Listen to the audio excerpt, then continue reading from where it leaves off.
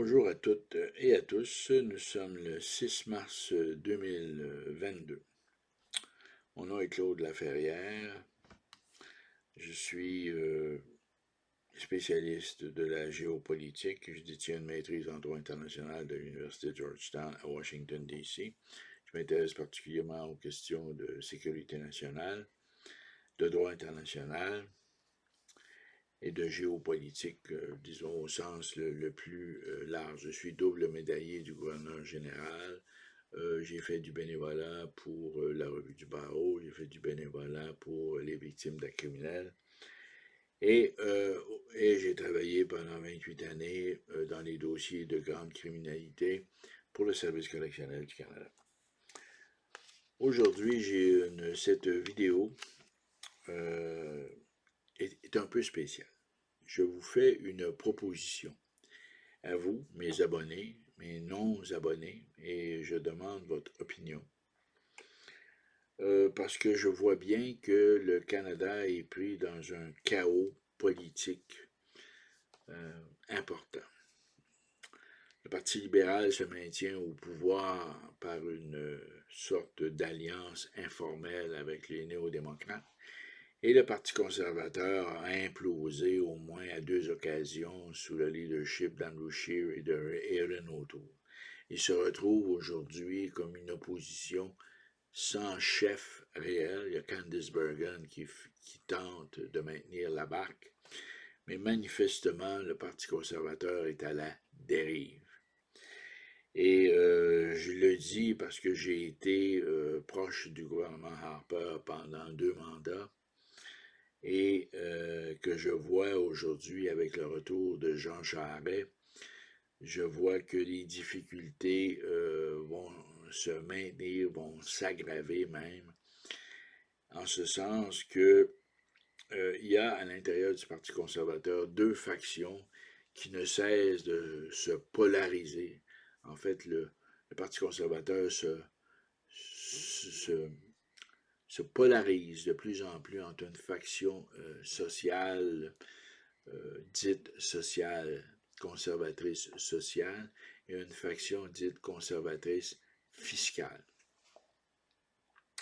Pour vous dire grosso modo en quoi consistent ces deux factions très opposées et incompatibles.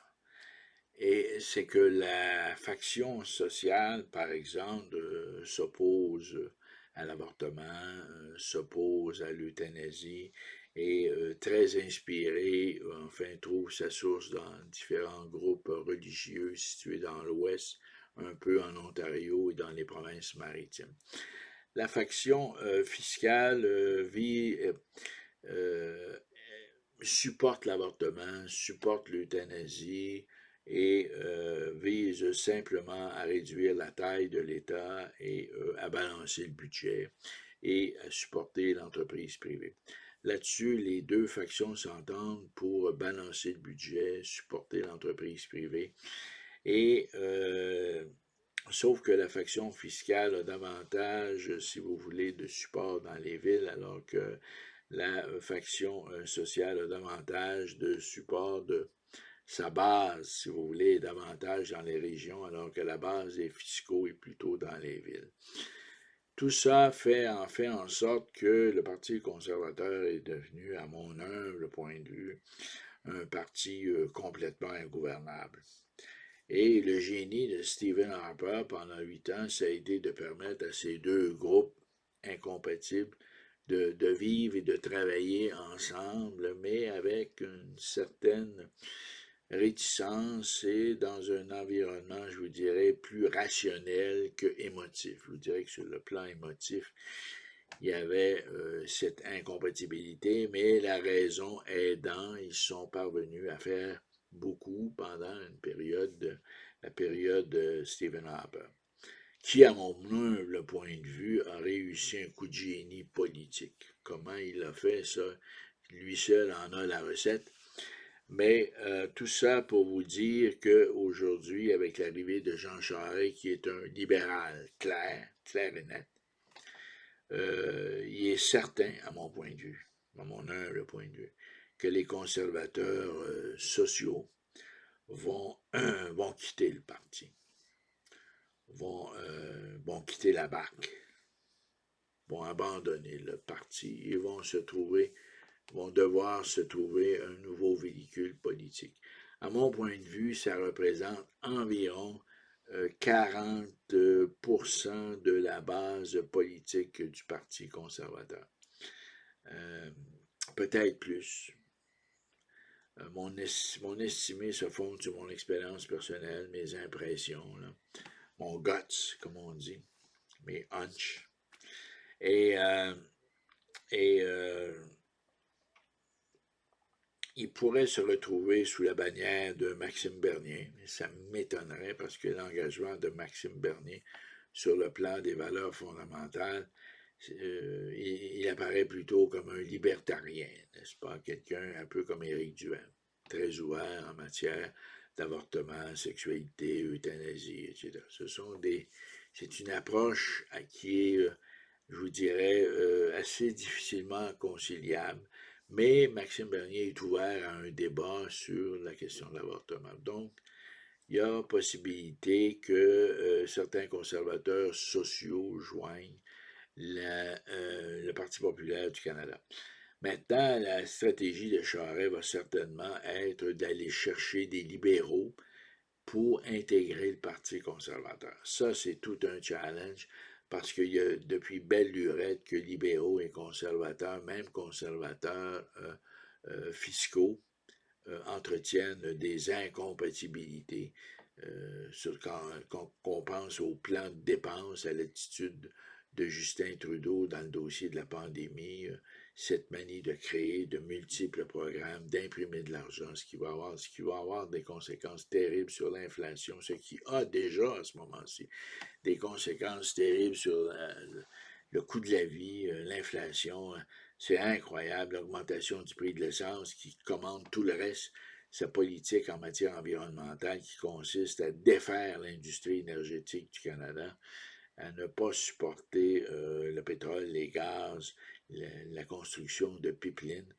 Donc, il est évident que Jean Charest va probablement s'attaquer à ces dossiers en matière économique, énergétique, etc., et qui va essayer de convaincre des libéraux de joindre le clan des conservateurs pour s'éloigner en quelque sorte des environnementalistes, des Verts et des néo-démocrates. Donc, il y a un pari qui est fait, le but étant bien entendu de rétablir une certaine indépendance énergétique du Canada, ou enfin que le Canada redevienne un grand producteur d'énergie, ce à quoi vont s'opposer tous les écologistes, la gauche et une partie du Parti libéral. C'est assez évident que Stephen Guilbeault joue un rôle extrêmement important auprès de Justin Trudeau. Et pendant que Justin Trudeau fait le matamor sur la scène internationale en Ukraine, Stephen Guilbeault maintient la pression très très forte sur l'industrie énergétique ici, qui étouffe littéralement.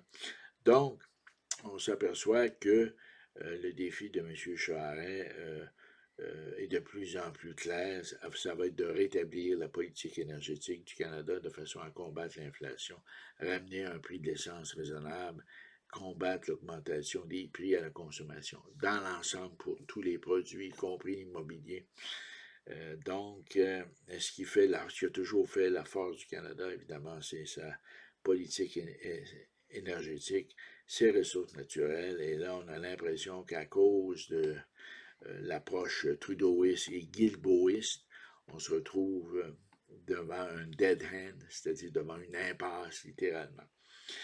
Voilà. Le problème, c'est que les 40% de conservateurs religieux qui vont quitter le Parti conservateur, est-ce qu'ils vont être compensés par un apport de libéraux qui vont décider finalement d'adopter une approche plus rationnelle de la politique énergétique du Canada et de la gestion budgétaire du pays? C'est la grande question et ça va être le défi de M. Charest. Maintenant, ce 40% approximatif là, de conservateurs sociaux risque de se retrouver dans un vide politique. parce que Maxime Bernier est un libertarien. Ce n'est pas un religieux. C'est un libertarien. Il est ouvert à des débats, ce que les deux autres partis ne veulent pas faire, ne veulent pas ouvrir le débat sur l'avortement, ne veulent pas ouvrir le débat sur l'euthanasie. Il y a même des conservateurs qui ont poussé pour avoir l'euthanasie des personnes atteintes de santé mentale. Donc, ça va très loin du côté des libertariens conservateurs. C'est totalement incompatible avec la position des conservateurs religieux. C'est la raison pour laquelle aujourd'hui, je fais une proposition. Je propose de créer un parti politique. En fait, c'est un sondage que je fais. Un sondage en vue de peut-être en arriver à un parti politique, une proposition. Ce parti politique s'appellerait la démocratie chrétienne du Canada. Autrement dit, le DCC, le DCC, la démocratie chrétienne du Canada, ou the Christian Democracy of Canada. OK, le CDC. Autrement dit, il y aurait au Canada une place pour un parti ouvertement chrétien et pan-canadien, n'est-ce pas, et qui aurait pour fondement certains principes de base. Bon, je n'ai pas l'intention de répéter la Constitution canadienne de 1867. Je parle plutôt ici de principes politiques, mais aussi religieux, parce qu'on parle d'une démocratie chrétienne. Donc, on parle d'une démocratie qui comprendrait évidemment tous les chrétiens, catholiques, protestants, mormons, témoins de Jéhovah, évangélistes. Écoutez, la variété maintenant, elle est... c'est immense. La communauté chrétienne à travers le Canada, selon toutes les tendances, est extrêmement importante. Et malheureusement, ces gens-là ne vont pas voter. Ils n'y croient plus. C'est le royaume, pour eux, c'est le royaume de Satan, c'est le royaume de la perdition. Ils ne vont pas voter. Je sais que, comme par exemple, les gens du groupe Nouvelle Vie, il y a des églises évangélistes multiples, méthodistes, anglicanes. Il y a des catholiques libéraux, des catholiques traditionnalistes. L'idée, c'est d'aller chercher tous ces chrétiens, ce qui va comprendre, bien entendu, nos frères juifs de toute tendance, nos frères musulmanes de toute tendance,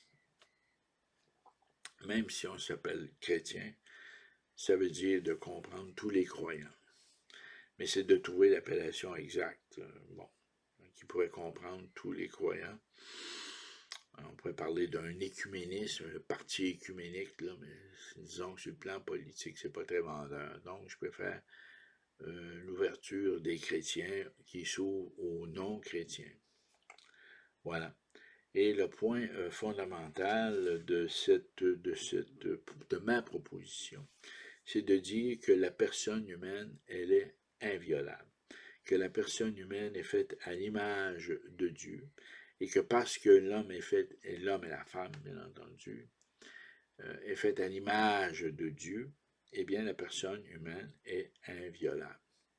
Ce qui impose de connaître les 10 commandements, ce qui impose de connaître la voie et le message évangélique, à savoir, traite ton prochain comme toi-même, ne fais pas aux autres ce que tu ne voudrais pas qu'on te fît, ce qui est le principe de base du sermon sur la montagne du Christ, et qui se rattache tout à fait aux 10 commandements. Donc, que ce soit sous l'ancienne loi, sous l'Ancien Testament, la loi de Talion, œil pour œil, dent pour dent, pied pour pied, tête pour tête, n'est-ce pas, les 10 commandements, le Talion, qui est en quelque sorte supplanté par la nouvelle loi, qui est la loi finalement du pardon et ce qu'on appelle la règle d'or du sermon sur la montagne. Ne fais pas aux autres ce que tu ne voudrais pas qu'on te fît et montre l'autre joue si on t'agresse.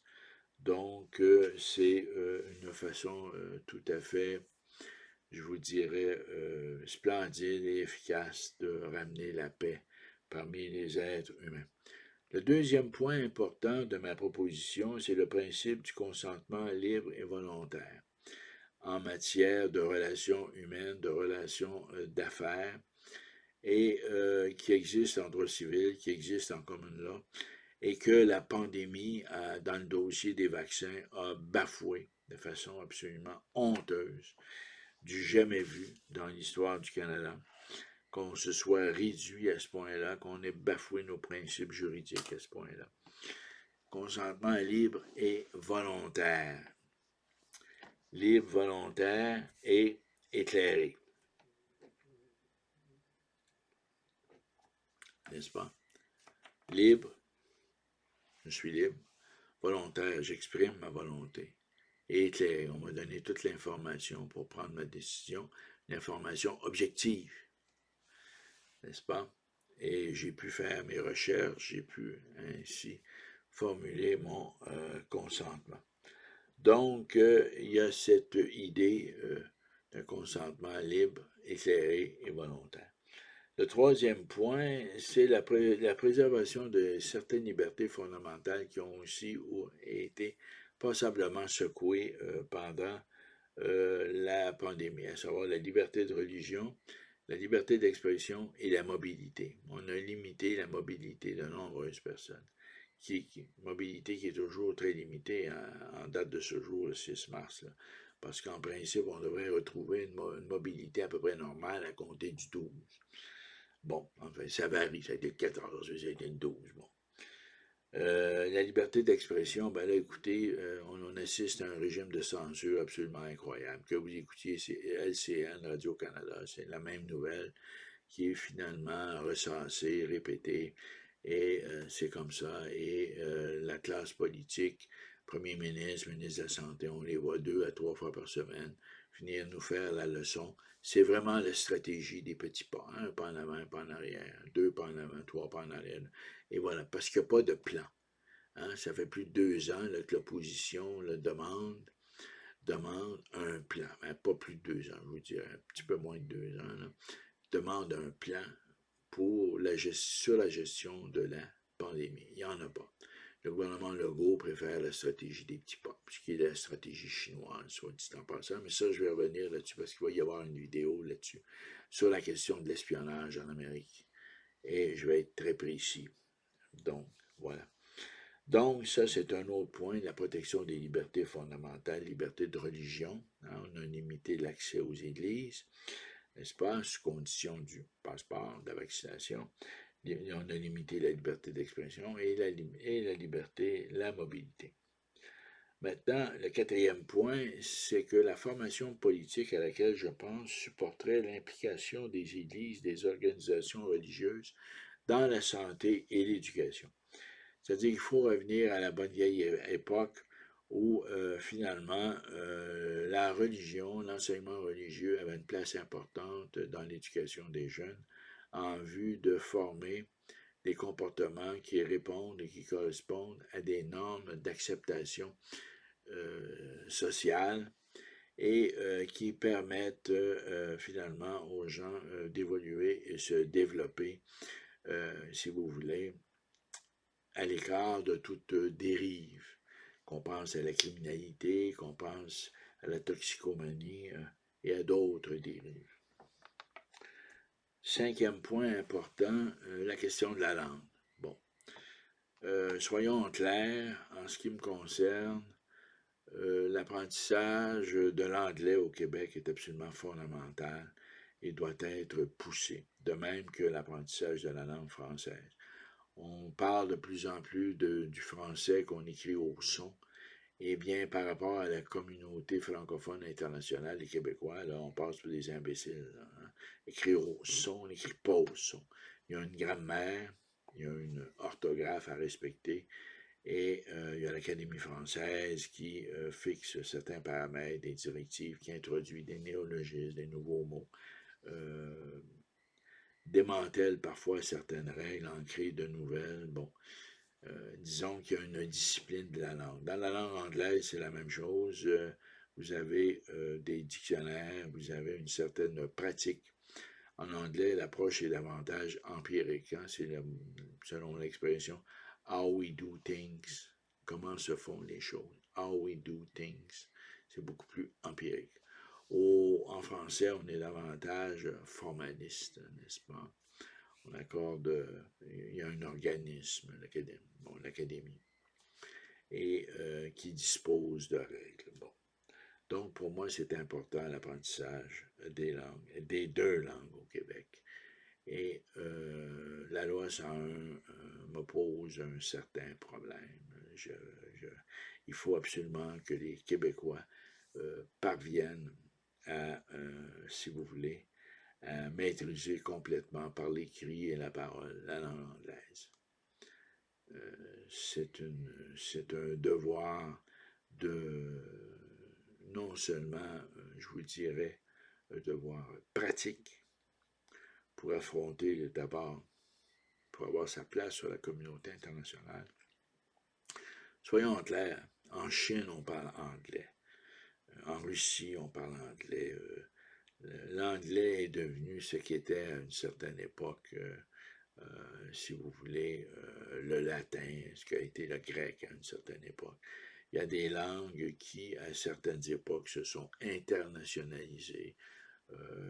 Quand l'Espagne a créé son empire en Amérique du Sud, l'espagnol est devenu une sorte de langue universelle. Ensuite, ça a été, pendant une courte période de temps, le portugais avec, le Portugal et le Brésil, et ainsi de suite. Donc, aujourd'hui, c'est l'anglais. Ça ne veut pas dire qu'on abandonne le français. Au contraire, il faut revenir à de saines habitudes en français et oublier cette écriture au son qui est absolument horrible et revenir à des règles strictes pour le français et pousser l'anglais.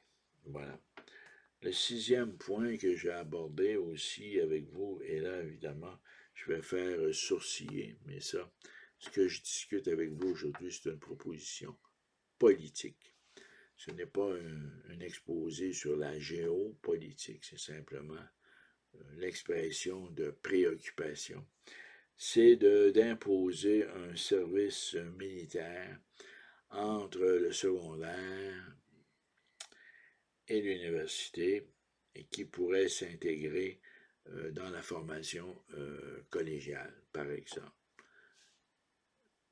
ou dans une préuniversitaire si on décide d'abolir le cégep et de créer une préuniversitaire. Donc, il faut faire une place pour un apprentissage des choses militaires. Aujourd'hui, on réalise que le monde a à relever des défis géopolitiques, que les États-nations ont à relever des défis géopolitiques et que la population doit être en mesure de suivre et de comprendre ce qui se passe. Et c'est par le biais d'un service militaire d'une durée de 12 mois que nos jeunes pourraient faire cet apprentissage. Les filles, les gars, dans des campements militaires pendant une période de 12 mois, finalement, auraient à affronter un mode de vie extrême.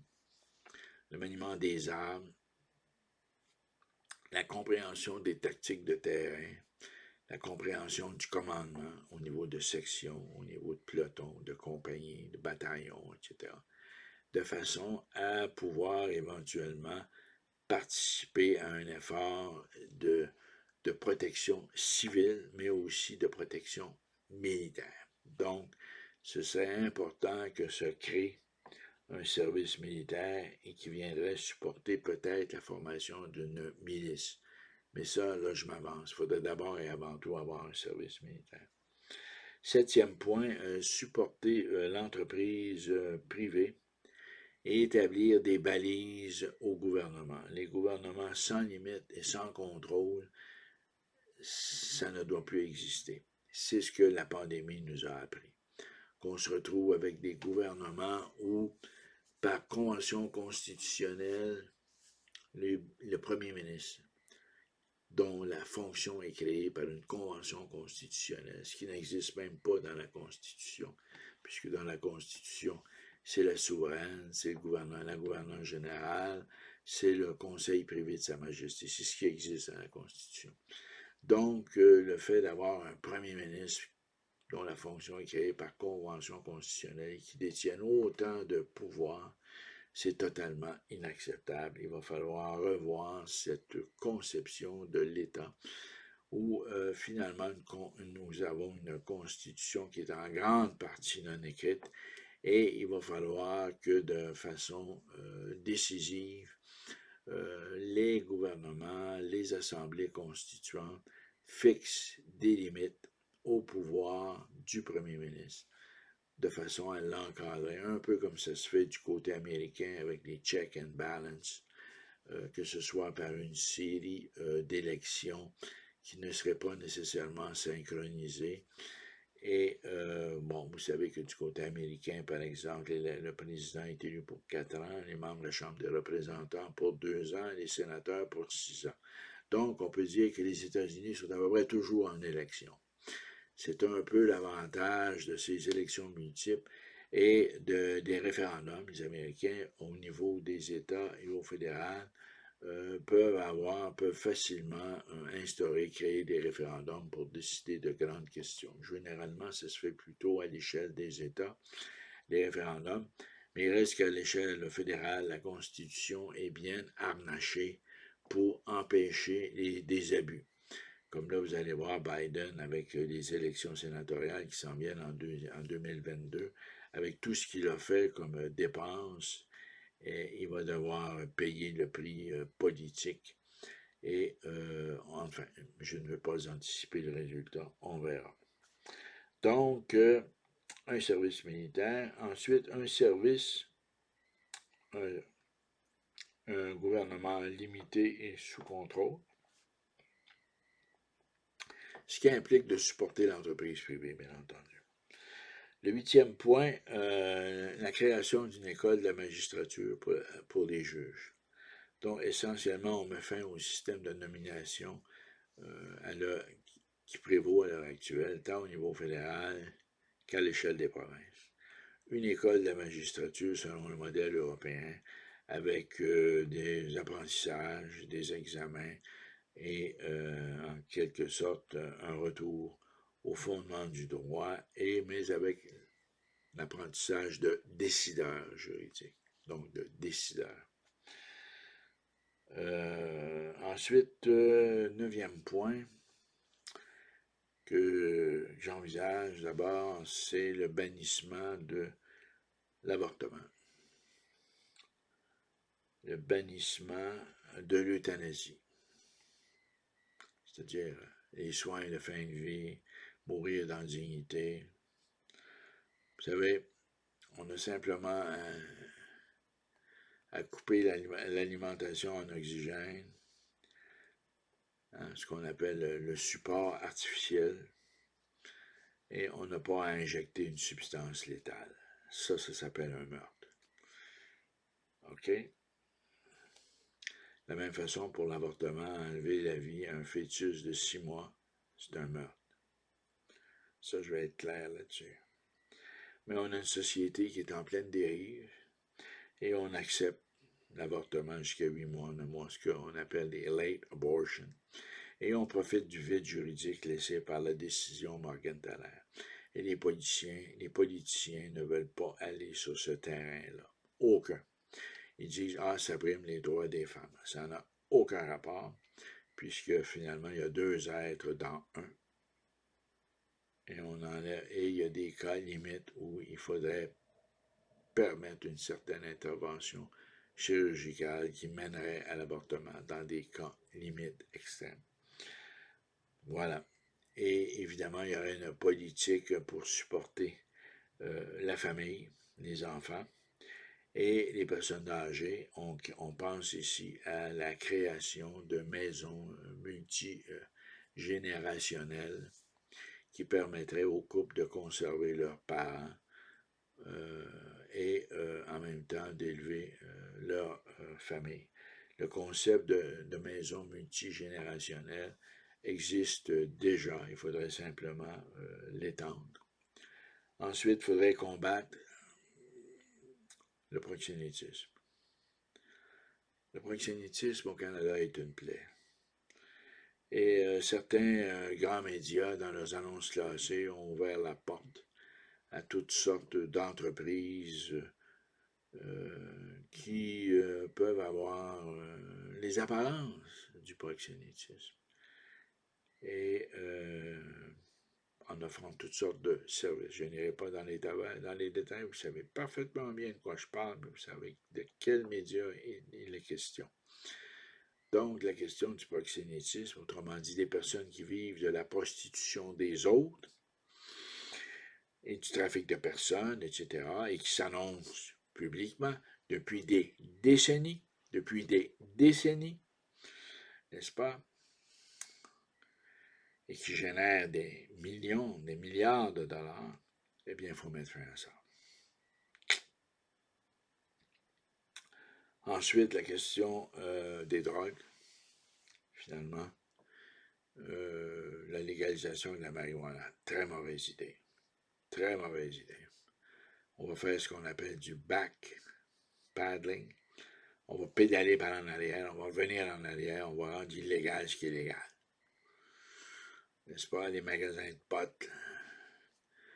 N'est-ce pas, j'ai travaillé pendant plusieurs années dans le domaine de la toxicomanie avec des toxicomanes avancés dans les pénitenciers fédéraux. Et je peux vous dire que les dégâts neurologiques, irréversibles, causés par la drogue sont immenses.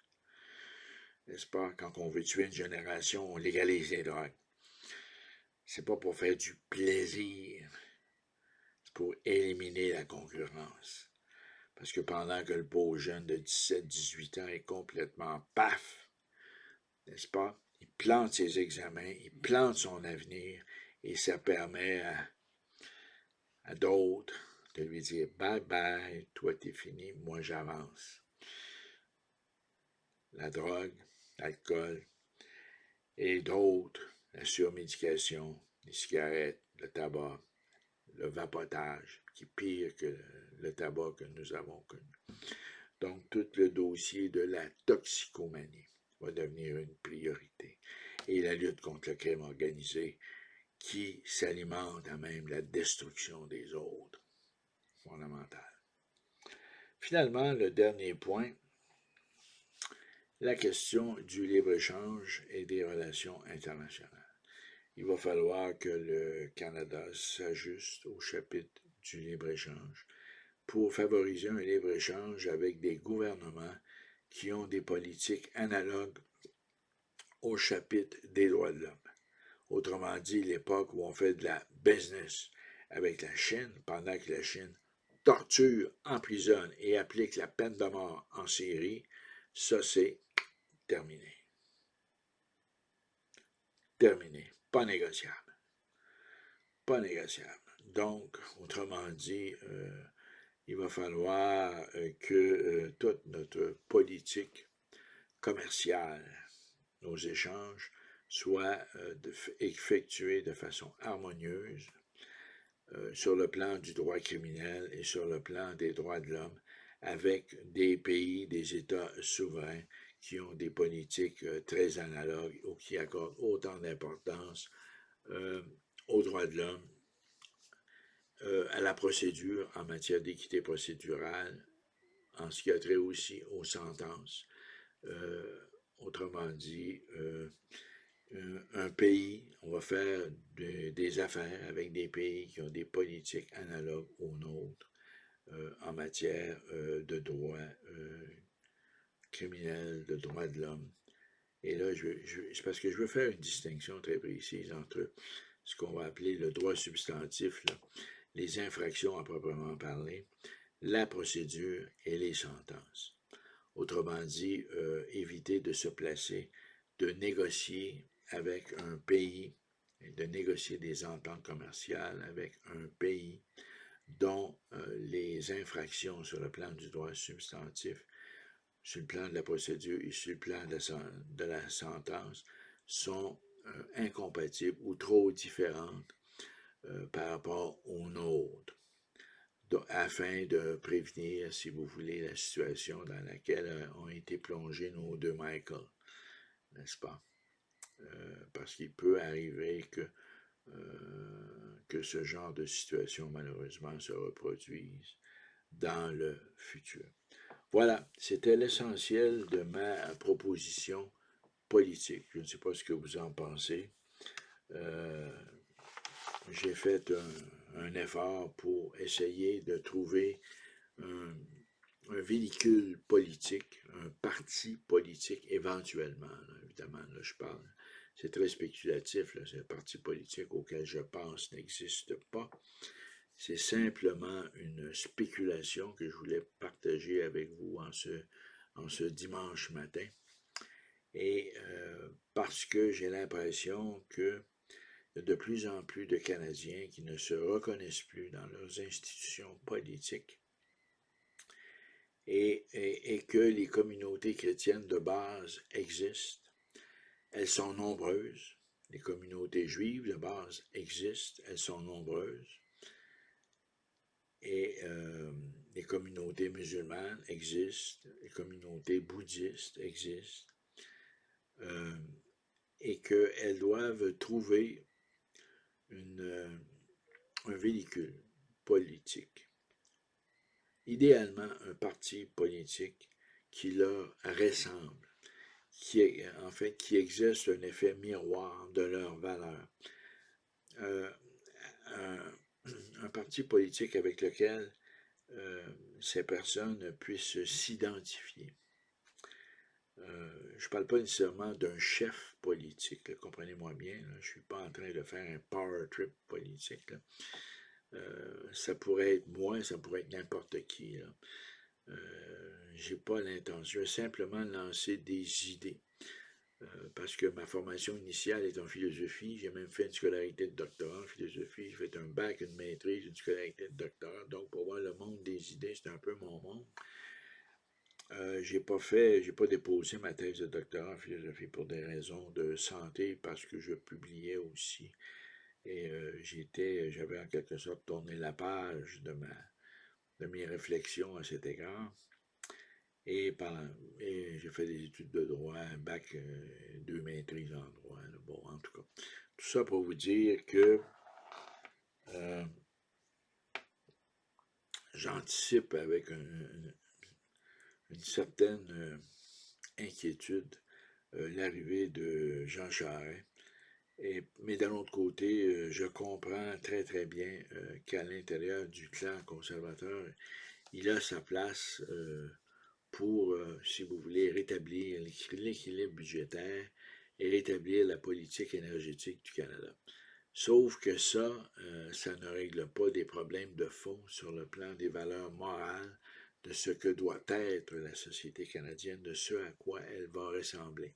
C'est pas parce que le prix de l'essence est plus bas ou que le Canada profite au maximum de ses richesses naturelles et que les prix finalement sont sous contrôle, que la question morale ne continue pas, si vous voulez, d'occuper une place importante dans la vie des Canadiens de façon à favoriser, si vous voulez, cette espèce de tonus vital qui fait en sorte que dans la vie, pour réussir, il faut plus que simplement avoir de l'argent.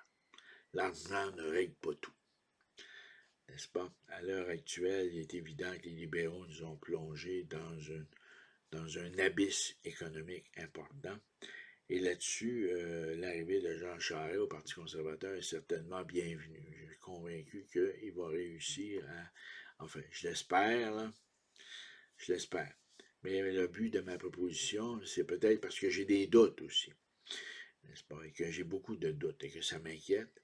Et que finalement, il va en résulter une implosion du Parti conservateur, même si les conservateurs espèrent récupérer des libéraux et se débarrasser des conservateurs religieux. Moi, je propose aux conservateurs religieux un parti politique, un véhicule politique qui soit le reflet de ce qu'ils sont et qui partagent avec moi les mêmes valeurs et qu'il n'y a pas seulement l'argent, la politique énergétique, le prix de l'essence, l'inflation, il n'y a pas juste ça qui compte dans la vie. Il faut pouvoir communiquer, établir des liens, n'est-ce pas? Le mot religion le dit en latin religere, reliés. Il faut se relier les uns aux autres et pas seulement avec du cash. Voilà. Donc, voilà, c'est un appel que je vous lance. Vous me dites ce que vous en pensez. Et j'espère avoir de vos nouvelles. Et là-dessus, je vous souhaite un bon dimanche, bonne prière, bonne messe. Et n'hésitez pas à communiquer avec moi par le biais, n'est-ce pas, du dialogue en bas de l'écran et d'aimer et de devenir mes abonnés. Vous êtes les bienvenus. Au revoir.